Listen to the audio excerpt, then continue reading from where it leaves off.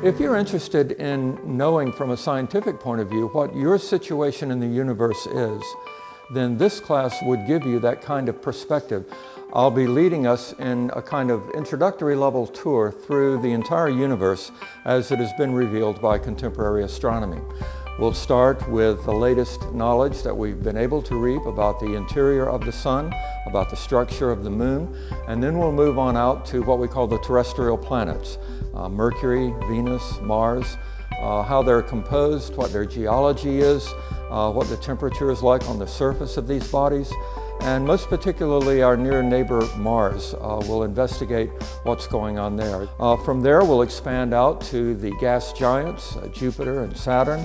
We'll talk about Titan, Saturn's moon that has the most incredible interior, very low temperature, and yet at the same time mountains, lakes, erosion, methane and ethane, just a remarkable environment. And then we'll look at our near neighbors in space. As you know, the closest star to us is Alpha Centauri.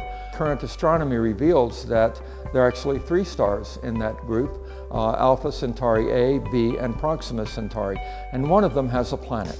That is to say, the nearest star to us in the universe has at least one planet.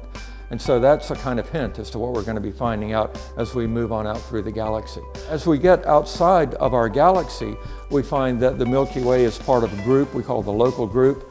The Milky Way, galaxy, Andromeda, the large and small Magellanic Clouds, and lots of dwarf galaxies. And we'll observe the behavior of this cluster as a unit. And then as we expand out further, we find that these clusters of galaxies themselves are expanding in 3 dimensions, moving away from each other. And we'll examine the Hubble constant and how we found out that this was in fact the case. And so as we get further out, we'll be looking at things like supernovae, the role of dark matter, this mysterious thing we call dark energy. We'll study the notion of the Big Bang, both as a scientific idea and as a philosophical idea. And eventually we'll come to such considerations as why is it that this one planet has life and most of the other planets that we've seen do not? How important is life in the universe? How widespread is it? How can we detect it? What are the biosignatures that allow us to say this planet might have an ecosystem active inside it?